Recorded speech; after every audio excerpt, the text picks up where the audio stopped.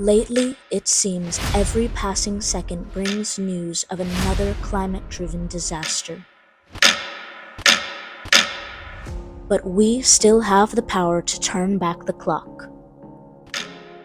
Harnessing the power of collective human energy, today's university students are working together to chart a new future, demanding and creating the solutions for a sustainable climate. Our focus in science, engineering, activism, and politics offers the potential of a better tomorrow for all of us. Tune in to Campus Climate Corps for news of what is and what is not happening at this year's UN Climate Conference. Prepare for a livable tomorrow with a life and career of action. Join us and become part of the solution.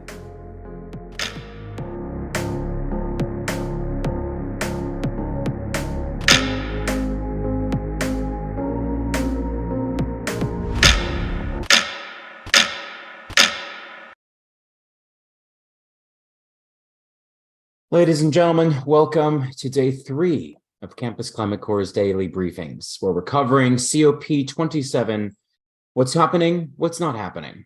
What do you want to see? What interviews can we get? It's all happening right here. And thanks to every one of you attending today and tuning in.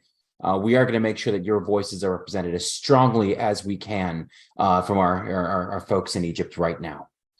Today we have some good content for you, and I really do like to say that I do enjoy the introductory video, because all the news that I'm watching about COP27 right now makes me feel the other way. Instead of feeling hopeful about the future, some of the news makes me feel just quite the opposite. However, at the very least, we're doing what we can. We're doing what we can. For those of you who are paying attention to COP, you might have seen activists all over the globe protesting Coca-Cola's big sponsorship of the program. This coming even as Coca-Cola is increasing its plastic use all over its company. Egypt's most prominent political minister also did come out today and say that he has very high hopes for COP27, but we need to be realistic about some of the expectations about this time. Many of the most vulnerable countries stood up today on the podium at the World Leaders Summit and addressed, I think, what is the biggest elephant in the room about COP27, and that is reparations and development of these developing nations as they are gearing up to face the climate crisis from the perspective of a non-industrialized nation. So deciding what they're going to do and what chartered course they're going to approach, how they're going to address the climate crisis as they are attempting to develop at the same time, is really going to be a crucial discussion here at COP27.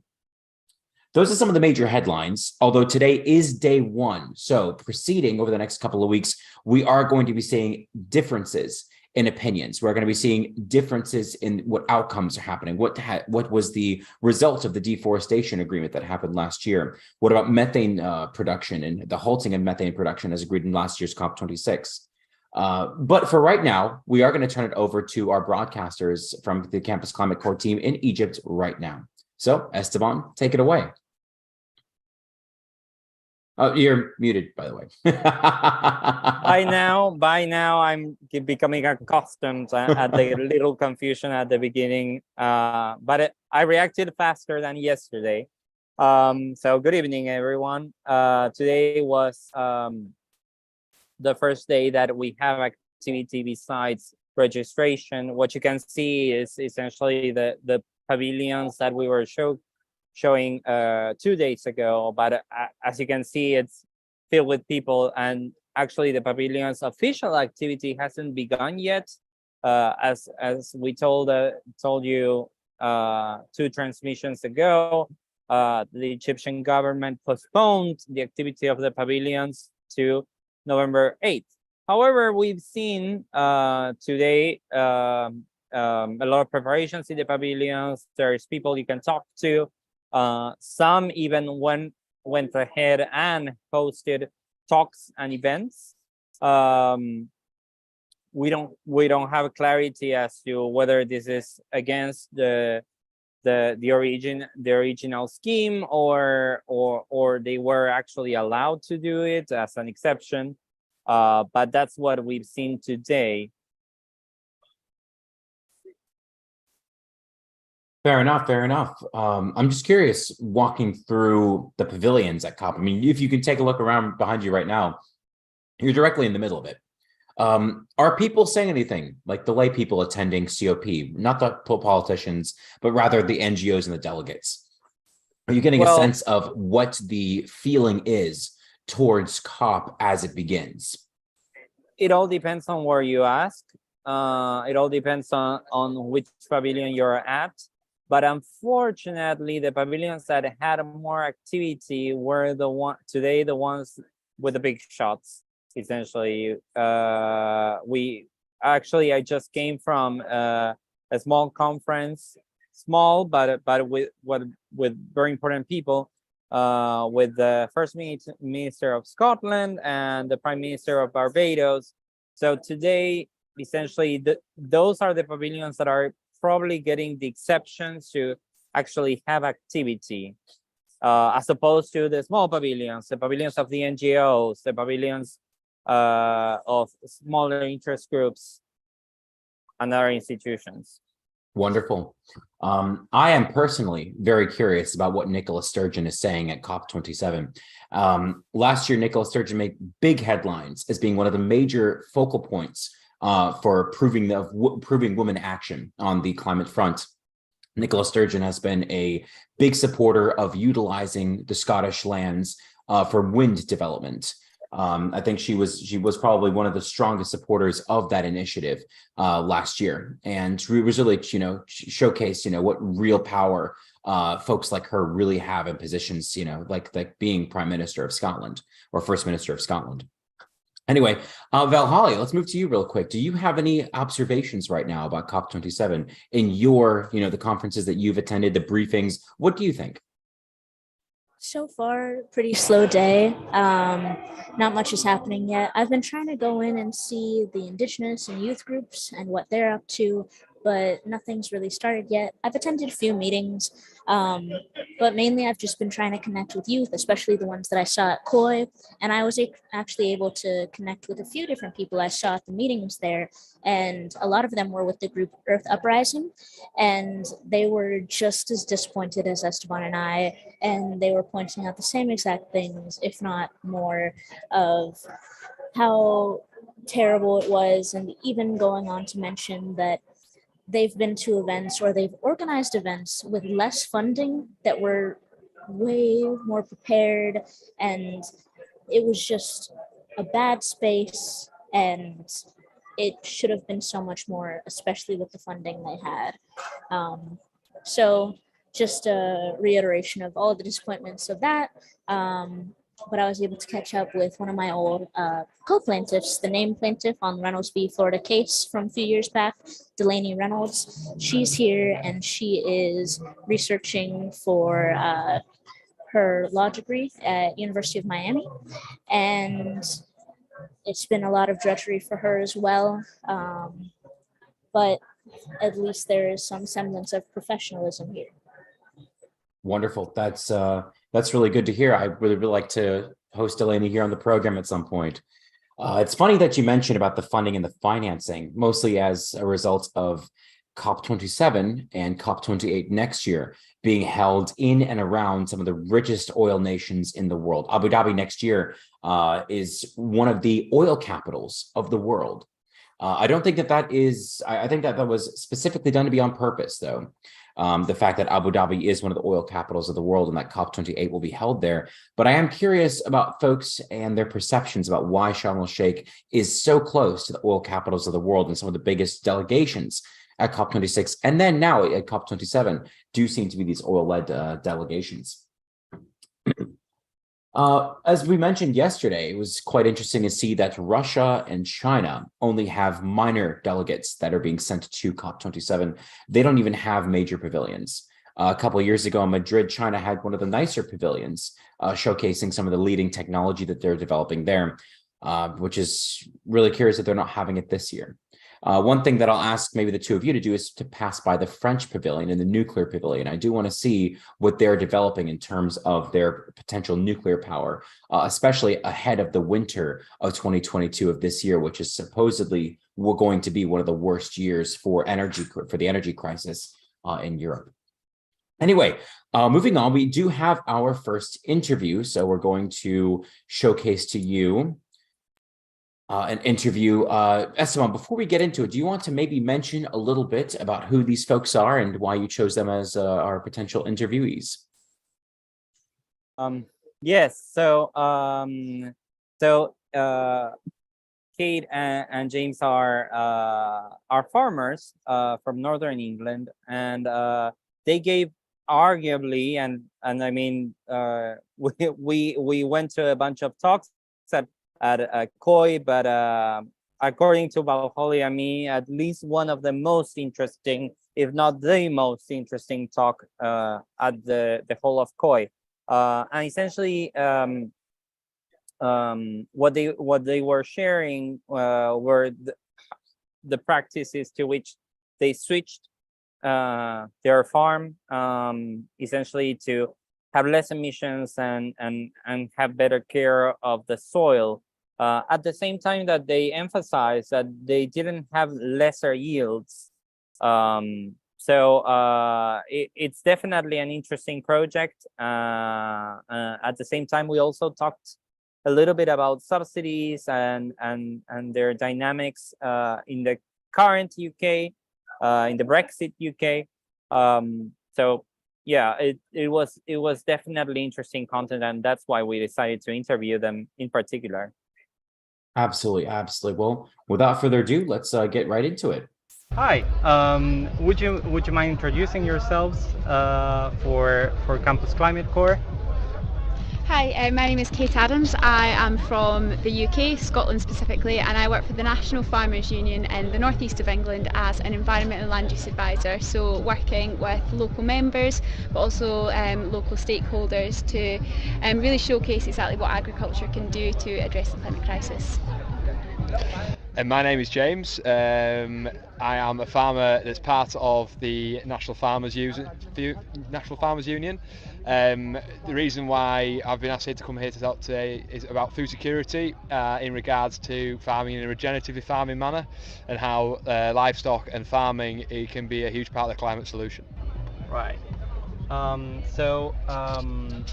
Would you mind telling us in very few words, we'll further report on this, giving us a little bit of context about your recent talk? Yeah, absolutely. So the talk that we just did, we really wanted to put a spotlight on agriculture and food security. So we all know that farmers are really on the front line of the climate crisis right across the whole world. So they are dealing with the impacts of climate change just now. But in addition to that, that's also impacting our global food security. So the talk that we've just given really wanted to bring that into a sharp focus, but also to highlight exactly what young farmers specifically need from large policy decisions and large conferences such as COP27, to highlight what they further need to facilitate further action. Wonderful. And can you give us a little bit of detail of what practices are you conducting in your farm? So on our farm, we are in the north of England, in a county called Yorkshire. We have beef cattle, sheep, and we grow crops. As part of our thing, we're trying to make our farm more resilient to climate change. That's by improving soil health, by using different plant species to build up soil organic matter, to provide habitat for biodiversity, but also to produce our food. So in regards to grazing, we're trying to move things more in a holistic grazing matter. So trying to do things what it would be like in the wild by moving animals on a regular way, letting that land have a rest from animal grazing, which allows root development, which interacts more with the nutrients it has around it. But also by increasing that root development, we're also more resilient to any sort of changes in climate in regards to like drought and high periods of rain, because we're able to filtrate that because we're increasing organic matter levels. In regards to crops, we are looking at different ways to improve biodiversity and using cover crops to build fertility in our soils, reducing the amount of fertilisers and chemicals that we're using, but not affecting about how much food we produce. So food security is still the key part of our business, but trying to work with nature and not against it. Brilliant. And how widespread would you say these practices are in your area, in Northern England? I would say it's something that's gaining more momentum. I think the way the farming policy has changed in England, with the war in Ukraine and the inputs rising, it's become more of a hot topic of the idea of regenerative agriculture. So I think it's gained a lot more momentum. It's not just in our country, but more worldwide as well. Because I mean, one of my big inspirations for doing this was actually from a guy in America called Gabe Brown. So he was one of our my big inspirations about how to do it, because he said he had done it, and that was one of our big inspirations to do it. Are there conversations ongoing among local farmers on how to expand these practices? Yeah, absolutely there are, and that's something that as the National Farmers Union we're always really keen to facilitate as well. So we're really keen to bring local farmers together and have meetings with them so that people can come out onto farm and, for example, go to James's farm and have a walk around and hear directly from the farmer about specifically about what they're doing. And we find that's a really valuable way. Peer-to-peer learning and farmer-to-farmer learning is incredibly valuable, and it definitely can't be underestimated in its power either. And as James has just mentioned, it's definitely gaining in popularity, and with the meetings that we're having and hosting, we're seeing an increasing number of members attending them, which is absolutely brilliant. And just to follow up on one of the first aspects of your talk, you mentioned subsidies, and subsidies for farmers in Europe have been in place for a long time as a matter also of food security. But would you say that current subsidies are rewarding these practices? Are they targeted towards these practices, or for the moment, no, the subsidies may not be? Well, we're in an incredibly unique position in the UK. Now that we've left the European Union, we're actually moving away from the Common Agricultural Policy, and we're implementing and generating a new policy that's going to be called Environmental Land Management, where the focus is on payment for public goods. So it will provide payments to farmers for farming in more environmentally friendly ways, such as improving soil health, but also looking towards improving water management as well, and integrating things such as hedgerows onto farms. So this is sort of trying to target funding more, obviously farming in a more environmentally friendly manner, but we still have a long way to go until that funding is up and running. James, you might have some more specifics from your experiences that you'd like to add. I think the funding is looking at ways to change to reward these sort of systems, but the biggest concern I have currently is food security. Mm-hmm. We have huge amounts of land that are being used to plant trees, used for put solar panels on for renewable energies, which is a good thing, but it's whether we are doing right by using up land that is a valuable way of producing food in a climate that is changing our way. We've got lots of people that are in desert. I mean, we are in Egypt. They struggle to produce a lot of their own food. They're a high importer. So is it right for us to be planting trees and doing this sort of thing where we can actually farm the land in a right way but also produce food? And I think that we should be looking at the farming as more of a global scale and looking at who is going to be the best major food producers. We're looking at just for the now. In 20 years' time, the climate will have changed again, and there'll be some areas. It's going to be the biggest migration of people is down to food poverty, and so we need to make sure that all land is still able to produce food, because if we don't act now, we could be in more trouble in 20 years' time. Oh, Holly, any questions? I guess just right now, how can farmers contact you and be a part of this? How can farmers contact us? I have an Instagram page, which is MALLARD_farm, Mallard Farm, which I get a tremendous amount of ideas from Instagram. It's amazing, the social media power. I'm not a big lover of it, but it does provide you a huge amount of effort. And I mean, I think we need more cooperation between our farming bodies, such as the NFU. Yep, absolutely. I was just going to comment on that as well. We would encourage any farmers' organisations or anybody that's interested in learning a little bit more about what global farmers are doing. There's the farmers' constituency under the UNFCCC, so similar to Youngo, and that brings together farming organisations from across the world, and really does provide a place to have these discussions and conversations. So we would really encourage anybody to get in touch with us via those means as well. And as I say, definitely follow James on Instagram. Wonderful. We'll have your information available for Campus Climate Corps. Thank you. We'll see you at COP. That's great. Thank you. Absolutely wonderful interview. The topic of regenerative agriculture, for those of you who may not know, is a little bit particular to me. It's what my own master's thesis topic is currently being written on. One proposal that I really did enjoy that they made was many countries are going to need to specialize. Some countries are going to specialize more, some are going to specialize less in agriculture. The need for a global community to focus on the development of technology and the spread of technology and the concentration of technology into certain nations that will become breadbaskets of the world, I think is vitally crucial and vitally important. Regardless of what century you look through in history, there always were nations whose climate specific to that country enabled them to become breadbaskets. Ukraine, Egypt, for example, those nations traditionally have been real gigantic producers of food for the surrounding countries, and the communities that surrounded them that typically bought a lot of their production of grain, rice, etc. Taking that perspective and moving forward with it, I think, is also extremely crucial. Agriculture right now and production of food is the #1 cause of global carbon emissions right now. Close to almost 24% of all global carbon emissions are as a result directly of agriculture. Some of this does have taken into account the destruction of forests to make land for grazing cattle. And as many of you might know, the #1 producer of carbon within the subsection of agricultural carbon emissions is beef. Beef is the #1 carbon emitter out of the entirety of agricultural production and emissions. Solving this issue of agriculture will be a major issue within COP27 and succeeding COPs. And like we discussed during our main conference on Friday the 4th, we did talk a little bit about the need for developing nations and developed nations to communicate together on the technology spread.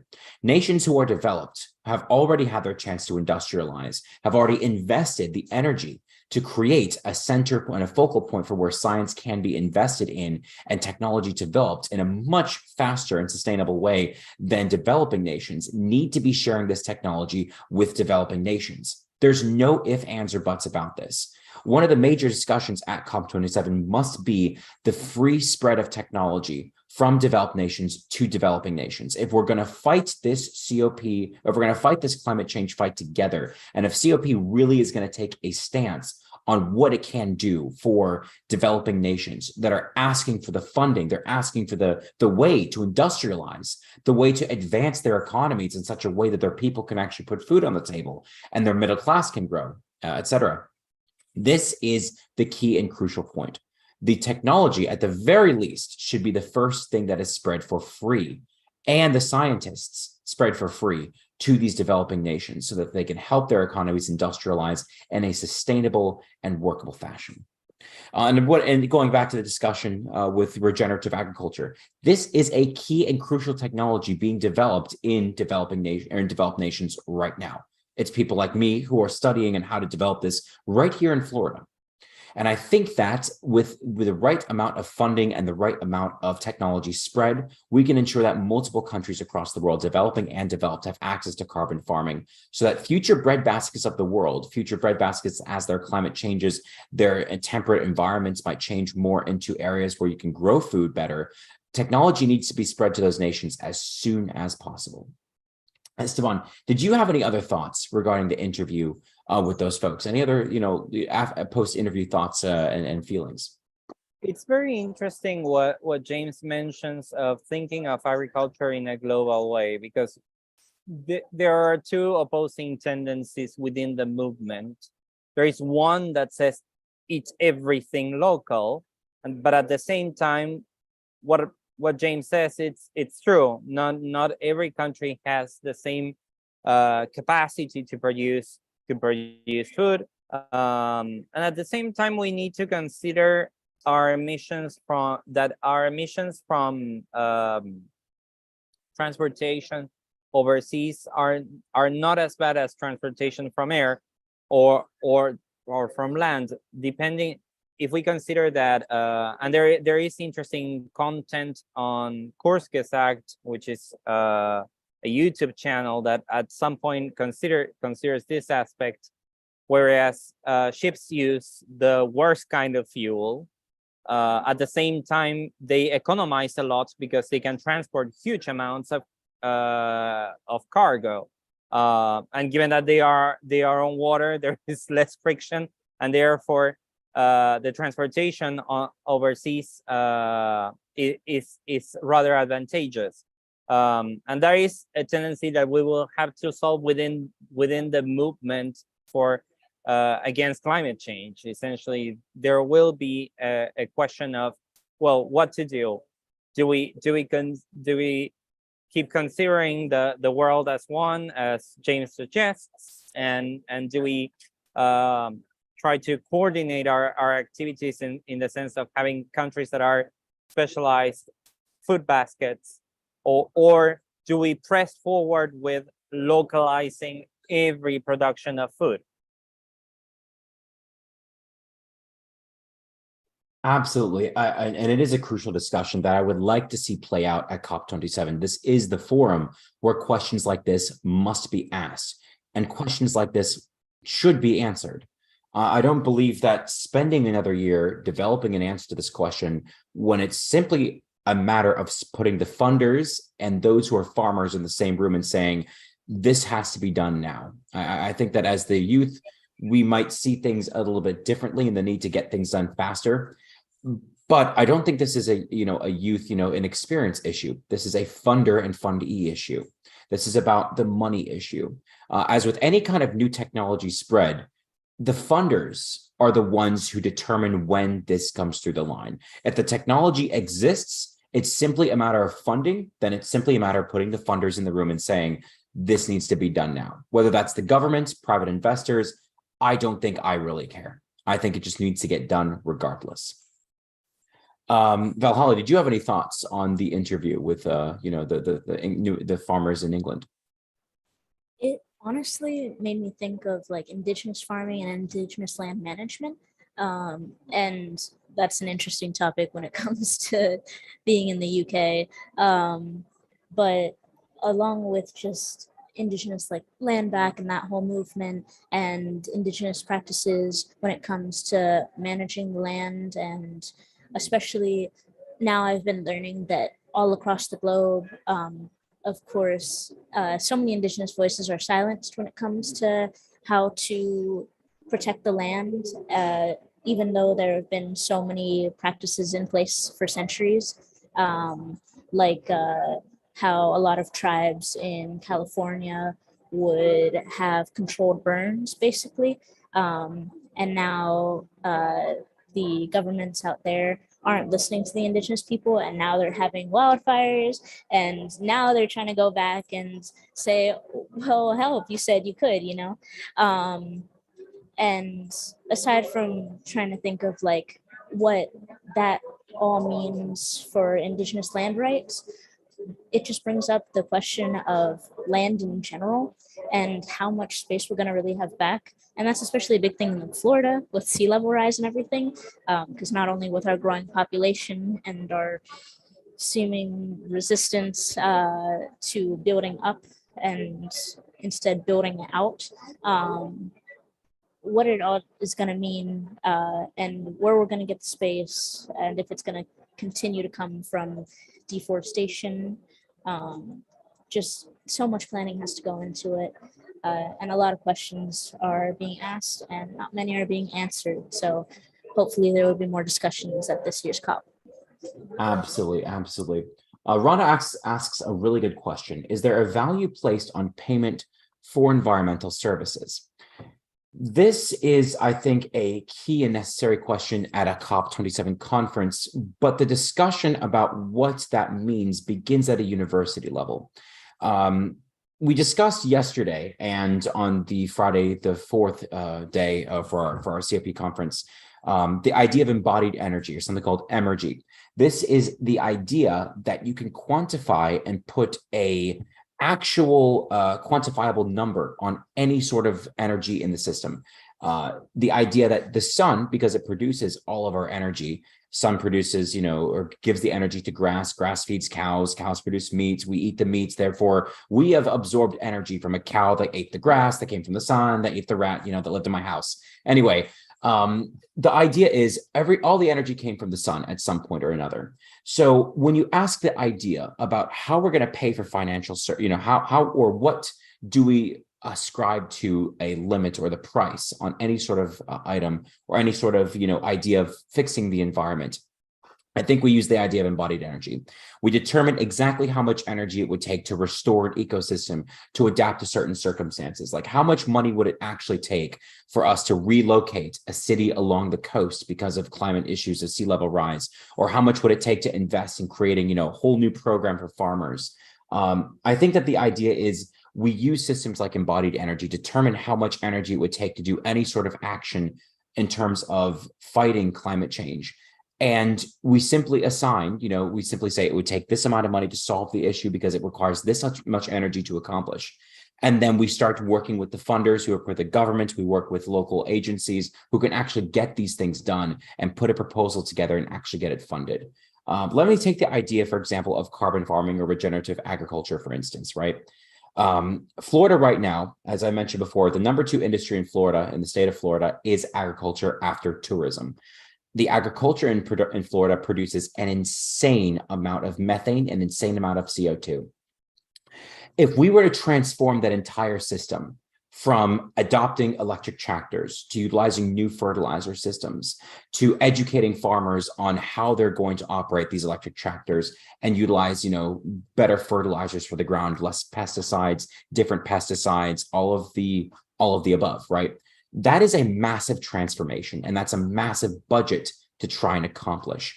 We use embodied energy by assigning exactly how much energy it would take to transform every every farm into a carbon-free farm.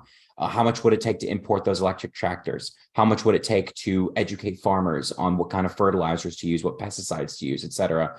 It's an entire systems analysis and looking at the entire system and saying, let's break it down into every little compartmentalized detail and see how we're going to get that detail accomplished step by step.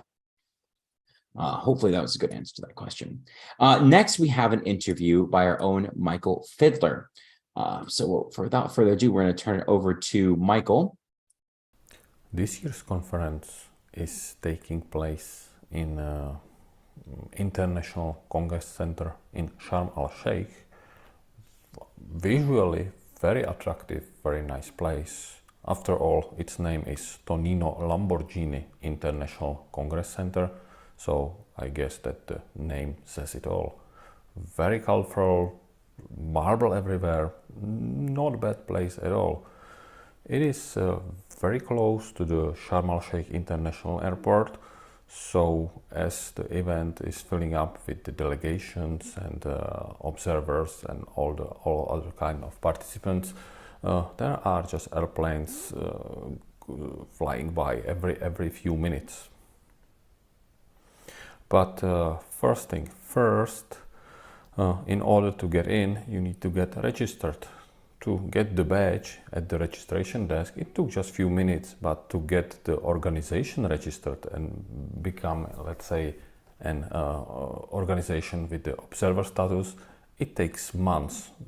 It takes actually more than a year. But once you get the registration done, you get the badge within a few minutes, and then you can get in. So first image after entering the Congress Center for the first time. Some people were coming for the registration in swimming trunks and flip-flops, so it felt like they are still on holidays, but I assume that in a day or two, when the negotiation starts, they will come in more appropriate attire. Obviously, there are the COP signs everywhere, so the delegations are taking photos to prove that they were here at COP 2027. Once you are in, I always get the feeling that something is going to happen in the positive sense, that the atmosphere of the place, it's just UN. It gives me the feeling, yes, here we are, something is going to happen. This year, finally, something will change, because the size of the plenaries or of the working rooms, it's always massive. Here it's still all empty, because these photos were taken on Saturday when the final preparations were being done. But again, I simply get the feeling when entering the plenaries, this is so huge that something has to happen. Let me give you a quick overview of the venue, or at least some parts of it, which were already accessible. The first time I went there on Saturday, and there was still some construction going on. The pavilions, where some of them were not accessible, some of them were completely prepared and ready, some of them were still getting the final touch-ups. But the size of the pavilions is pretty huge, so there was a huge amount of work done to get the pavilions ready. Here will be a German pavilion, still with letters, but I think they were pretty much prepared. Here is an example of another pavilion which was on Saturday prepared, but it was still empty. Nothing was going on. Nothing was going on there. Pavilion of Togo with a delegation of Togo. So, of course, a photo opportunity. Hey, here we are at COP27. So they asked me to take their photos. So of course I had to do that. Some of the photos taken there are very formal. So some of the pavilions are very formal. So here, Kingdom of Saudi Arabia, and very formal photos, very professional. Some of the pavilions were all done, they were all relaxed, that they managed to prepare it, and they were just watching rugby. After all, watching it in 4K resolution, that's not bad at all. This would be one of the meeting rooms. It was prepared, so for the acoustic test there was some Arabic music being played, but it does not really matter whether you play whatever you play there. The Arabic music was fine for testing purposes. I am originally from the Czech Republic, and the Czech Republic holds is the president of the European Union these 6 months. So the EU pavilion will be actually managed by the Czech Republic. So when I got there and saw it, I was just curious to see. And it turns out that there are some negotiation rooms, and they are named after the big Czech cities. One of the rooms being called Plzeň, which is where the beer comes from, the Pilsner beer, and where I come from. So after 5 minutes being at COP, I already felt like being at home. But here another example of some pavilions. We'll get more coverage from there as soon as they will open, which will probably happen on Tuesday or Wednesday. And this photo was taken already on Sunday, when some of the pavilions had a bit of a program. But to be honest, I would say that was maybe 5% of all the pavilions had something going on there. The rest was just empty. COP was formally opened on Sunday. This would be an image from the opening ceremony. And on Sunday then formally started the negotiations and discussions within the various working group and stakeholders and so on. Here would be an image from one of the working groups after their group discussions. Some of the workshops and plenaries are not accessible at all times, so sometimes the transmission needs to be watched online or on the COP27 TV. Some of the meetings are accessible, or the press conferences are accessible, so you get a chance to be there, sit there and listen. Here would be another image from one of the meeting rooms where some discussions were going on. Yet another one. This gives you this should give you an idea that it's simply an international event. Yet another small meeting discussion that was going on. I came in a little late, listened it for a few minutes, but it was mostly just procedure stuff, how the materials will be shared, whether it would be on flash disk or some other way. So not a technical discussions yet, but mostly just procedural stuff.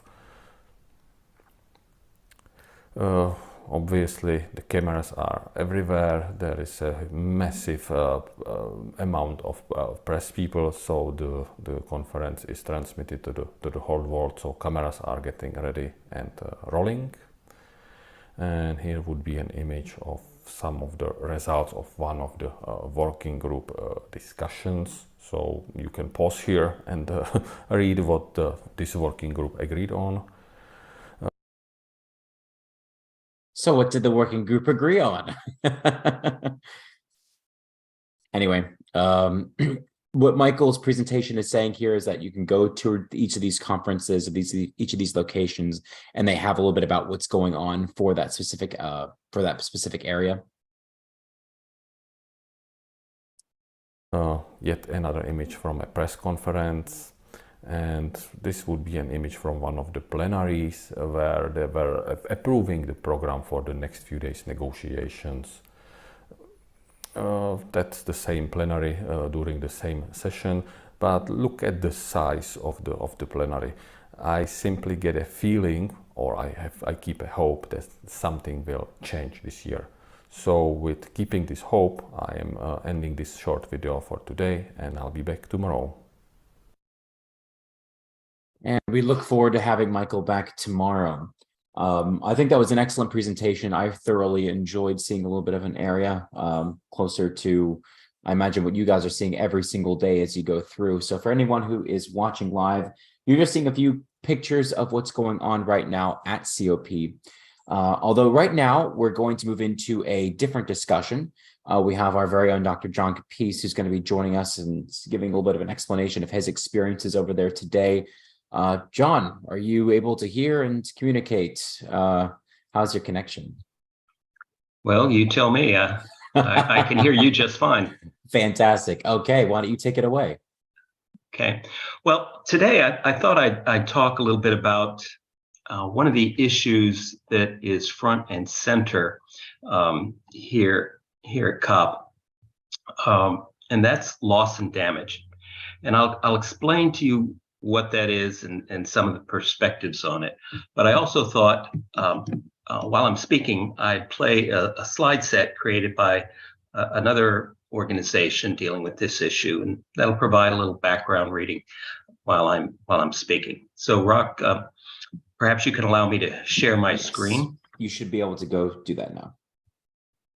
Now, loss and damage is one of these emerging issues. Initially, COP was focused on mitigation. How do we solve the climate crisis? How do we reduce greenhouse gases? And then other issues began developing as the years passed. This is the 27th COP. So clearly we've not made significant progress on mitigating greenhouse gases. So now we have to deal with the implications. One of those implications is loss and damage. Basically, it's the direct effects of climate-induced natural disasters upon other populations. And loss and damage is typically referred to as the compensation expected by the affected nations, the lower income developing nations, from the more developed nations in that generated the greenhouse gases that has been the cause of this abrupt climate change. So it's important to discuss the definition of loss and damage in more detail. But the reason I bring it up at the beginning of the COP discussions or conference is it said that it delayed some of the controversy surrounding this and the initial discussions among the delegations to COP. This was a sticking point, and the controversy somewhat marred or delayed the progress of COP this year. So Dr. Adele Thomas is the lead author of the IPCC 2022 report on impacts, adaptation, and vulnerability. And he describes loss and damage as the negative impacts of climate change that occur despite or in the absence of mitigation or adaptation. So where does loss and damage fit into the overall climate crisis set of challenges? And I'll offer that from my personal perspective. I see the priorities falling into basically 4 categories. First among those are mitigation, basically halting greenhouse gas emissions from our current sources, energy generation, agriculture, industrial production, and so on. And then second, extracting and eliminating the greenhouse gases already in the atmosphere, as well as the carbon dioxide in the oceans. So both of those sort of fall into the category of mitigation. Second is energy expansion. It seems that we're going to need to generate vastly more energy from net zero emission sources. That's going to be necessary to address the other climate priorities and to provide a foundation for improved standard of living for people in all nations. And when I say energy necessary to address the other categories of the climate crisis, I'm referring to resiliency and fortification, for one. And this is the process of protecting our communities from the disasters that are going to result from climate change.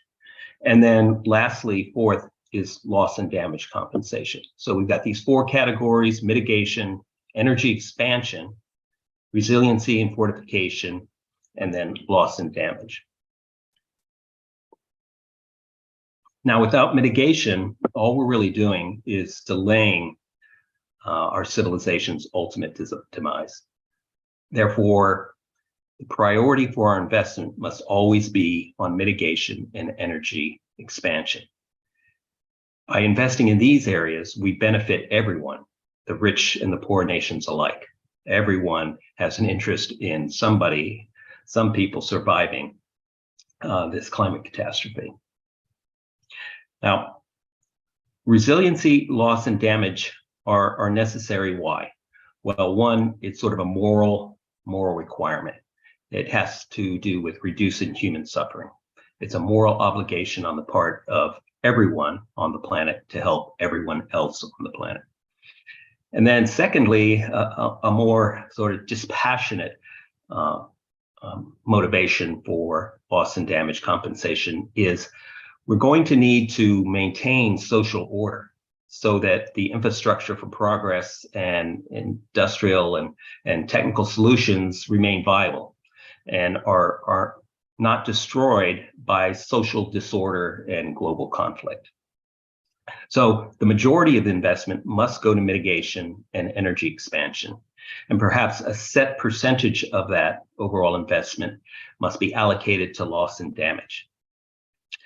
But to visualize the challenges of getting the more wealthy nations and the fossil fuel producing nations to compensate the financially challenged nations, that's going to be quite an undertaking. For example, in the USA, just a few years ago, the federal government refused to compensate some of its own states simply because the differences in political leadership at the state level.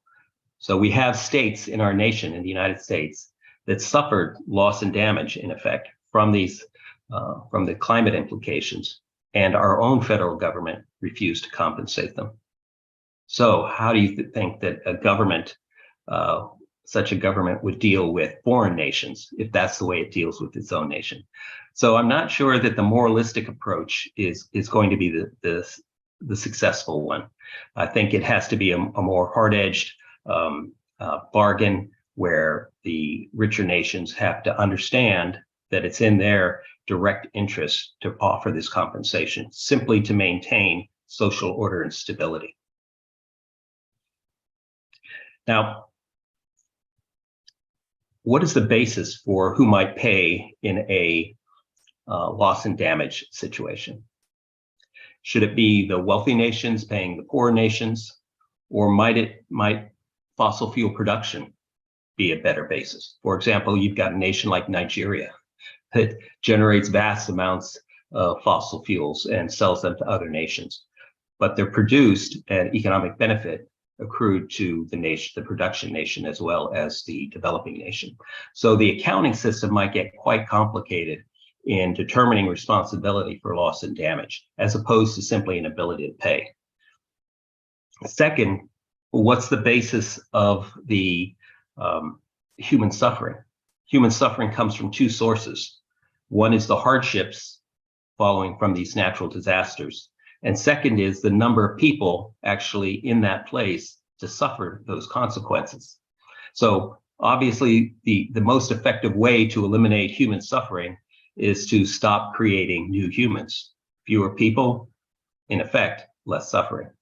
This is also the most effective way of reducing a person's own carbon footprint. Personally, because of climate change, which was obvious back in the 80s and the 90s, I made a personal choice not to have children until a later date and a very few children. So at the age of 62, I have simply one child at age 17 months. And my parents, similarly born in the 1940s, early 40s, decided to have only two children themselves.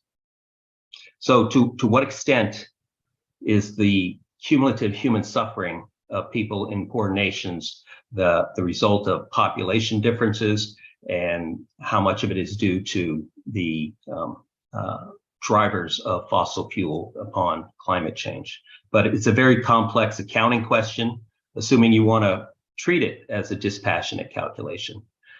Personally, since it involves people who are alive today, I can't treat it as a cold cause and effect computation. That's what lawyers do, and trust me, they will do that. The only nation that has deliberately limited its reproduction rate is China through its previous one child policy. And this policy caused a lot of criticism throughout the world, particularly in the USA, of the Communist Party's conduct relative to its people on this matter. So often right and wrong and good and bad are characterizations that can really change over time, depending upon the time scale at which you observe the outcomes. What might look like a bad or unpopular decision today may prove to be wise and beneficial decades into the future. And what about the decisions that these poor nations are making today? You know, are they making the choices that are fundamentally different from that of the richer nations? This speaks to the moral aspects of the responsibility. So again, all of these questions can be sidelined if we simply look at it on a more direct, beneficial level as far as enhancing stability for the more developed nations that are going to have to take on the challenge of developing the technological solutions to this climate crisis.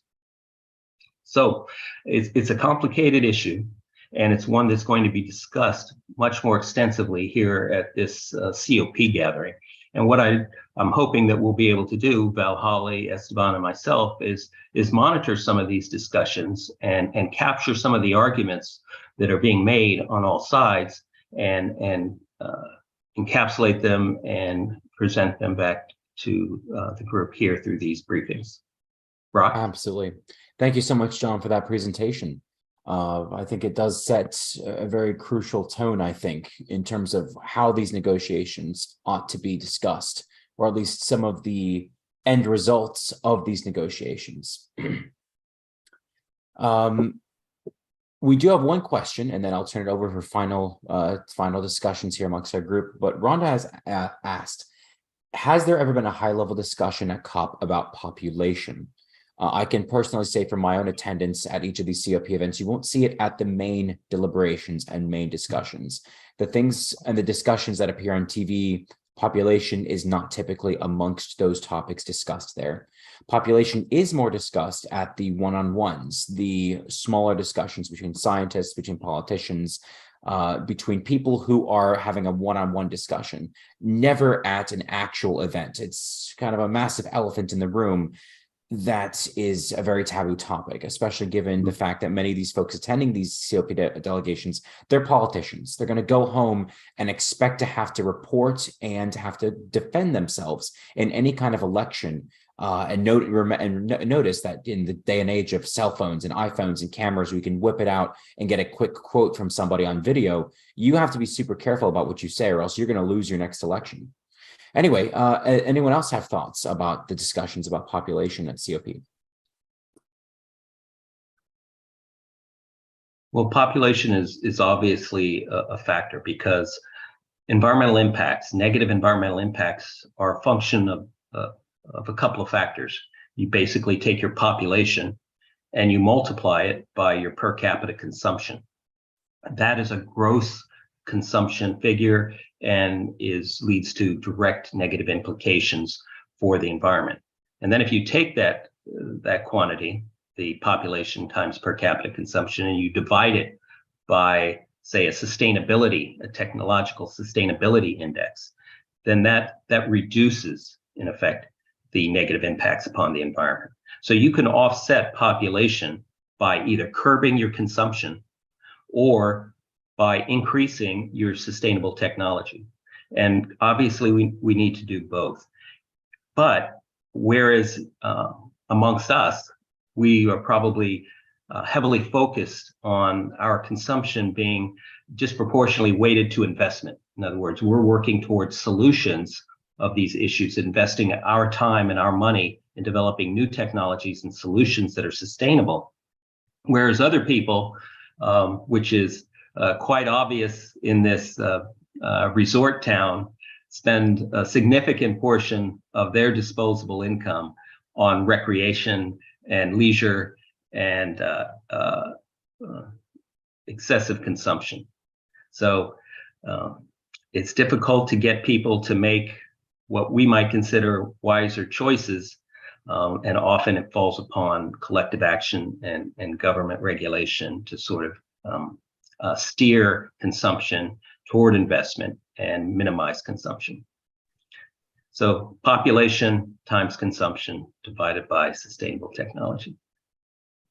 Technology and consumption, or the technology function and the consumption function, are also vital tools here. But I think if we were to also manage the population one, tackle all three at the same time is the best scenario possible.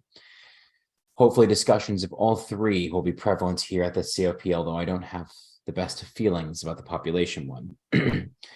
Anyway, any last and closing thoughts regarding Campus Climate Corps' Day 3 program? Just to add to your comments about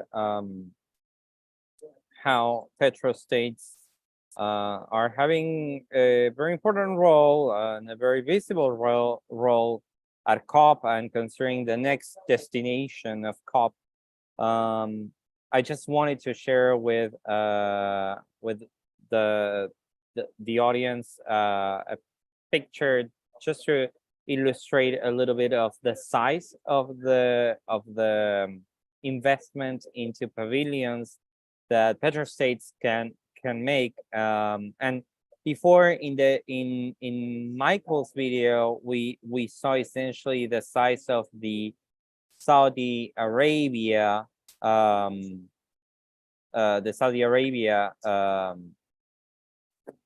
pavilion, but Rock, may I share screen? Go ahead, and yes, go for it. All right, real quick. All right, can you all see this picture? Yeah, looks good. Okay, well, this is actually the United Arab Emirates pavilion. for you to see the size of this pavilion, there are many people inside at different distances. It is huge. Most of the pavilions are not nearly as big as this one. Even the ones of very rich nations, very rich European nations, don't have this size. And at the same time, this is the other point that I wanted to show. This is the size of the Egyptian pavilion, also very considerable. It's natural given that they are the hosts, but again, consider that petrostates are having pavilions as big as the one of the host. That is some really fantastic imagery. Also a little bit depressing, but fantastic imagery. I'm sure we'll continue our discussion on that tomorrow. All right, any other closing thoughts before we close off our day 3 program? All right, well, thank you so much from our team in Egypt and here in Florida. Thank you so much for tuning in to today's Campus Climate Corps Day 3 program. We'll plan on seeing each of you tomorrow for Campus Climate Corps' Day 4 program. As always, feel free to email, get in touch with one of us if there's something specific you want to see at COP27 this year. If there's any kind of discussions you'd like to see happening, even amongst ourselves, please do let us know. And until then, we hope you have a wonderful night.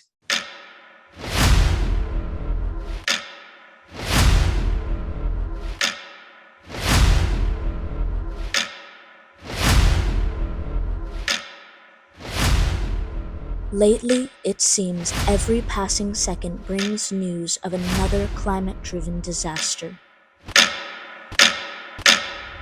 But we still have the power to turn back the clock. Harnessing the power of collective human energy, today's university students are working together to chart a new future, demanding and creating the solutions for a sustainable climate. Our focus in science, engineering, activism, and politics offers the potential of a better tomorrow for all of us.